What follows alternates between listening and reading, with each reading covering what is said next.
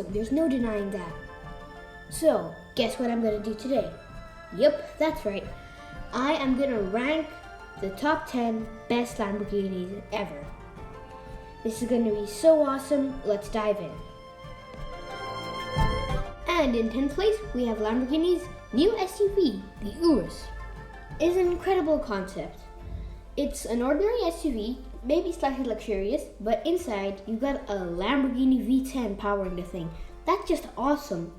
However, I don't think this is as good as Lamborghini's other SUV, the LM002, which I'll get to in just a minute. However, the Urus is still an incredible vehicle which revolutionizes the concept of the SUV. Let's move on to our next entry. Our next entry, in 9th place, is a Lamborghini Huracan. This is currently the best-selling Lamborghini ever. It's designed to be a mid-level supercar, competing with the likes of the McLaren 570S and 720S. It's not as fast or expensive as the Aventador, but it's no slouchy. This is an iconic supercar, which pretty much is, well, iconic. And it's got a lot of power, a lot of speed, and it looks awesome. Our next entry is the LM002, which I mentioned earlier. The LM002 is an SUV Lamborghini produced way back in the 1980s. No, I'm not kidding, this was the 1980s. And it's not just any old SUV.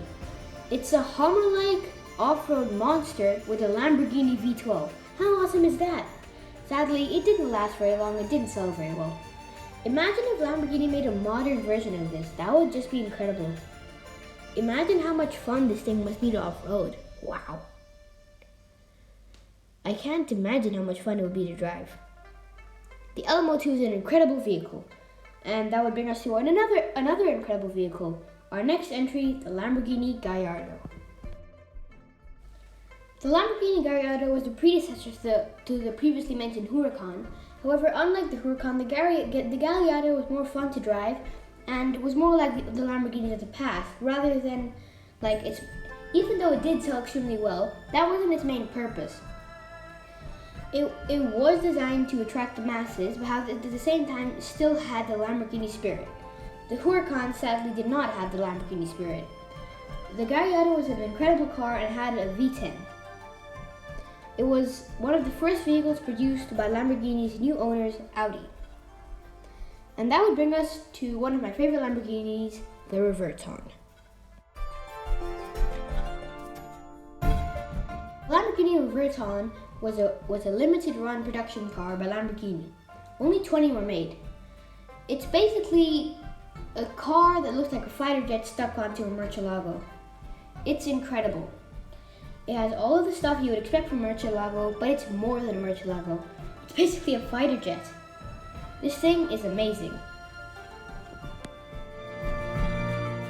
And that takes us to the Lamborghini Centenario in 5th place.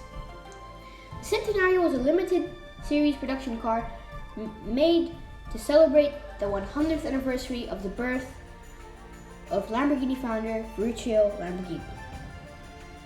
In fact, I think that, even though it's a sad fact, the Aventador's days will eventually come to an end. I think that it should be replaced by something along the lines of a Centenario. Big V12 retains the aggressive styling, but with a more modern touch. The Centenario is an amazing car, and it was one of the stars of the 2017 movie Transformers: The Last Night. And that would bring us to one of my favorite entries on this list, number 4, the Lamborghini Miura. Even though it was not the first Lamborghini, the Lamborghini Miura established the modern supercar. Rear engine V12, a lot of power. Oh, and fun fact, this was the fastest car in the world when it first came out back in 1965. The Miura remains a timeless icon. Elements from its design are still used in most modern supercars. And did you know that evolved forms of this engine were used all the way up until 2009 with the Murcielago SV? I mean, that's almost a 60-year engine life. Obviously, they did improve it as they went on. This engine must have been incredible if they kept it for so long. That would bring us to our top 3. In 3rd place, we have arguably arguably the most iconic vehicle ever produced, the Lamborghini Countach. This vehicle was the bedroom wall poster car, and it still is. It's been featured in many movies, it's extremely iconic, and this really created that design of a Lamborghini, that look of a Lamborghini.